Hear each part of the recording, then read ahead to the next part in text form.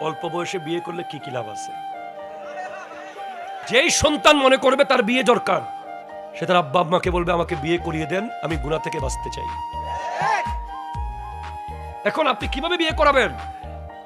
মেয়ের বাপ বলে ছেলে কি সরকারি চাকরি করে? মেয়ের বাপের অহংকারে দুনিয়া ভরে গেছে। কয় আমার মেয়ে তো অমুকের সমুখ, কে কইছে তোরে প্রস্তাব দিতে? আমার মেয়ে তো এলাকার শ্রেষ্ঠ। আরে ভাই, মেয়ে নিয়ে অহংকার করা উচিত নয়, ঠিক কিনা কথা বলেন?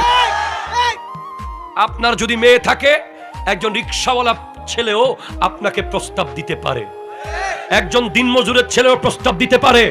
যে কোনো পুরুষ, সে যদি পুরুষ হয়, সে প্রস্তাব দেওয়ার অধিকার রাখে। আপনি কবুল না করলে বলবেন ইনশাআল্লাহ আমরা ভেবে দেখব। এখন দেখা গেছে বিয়ে হয়ে গেছে টাকার সাথে টাকার বিয়ে, মানুষে মানুষে বিয়ে নাই।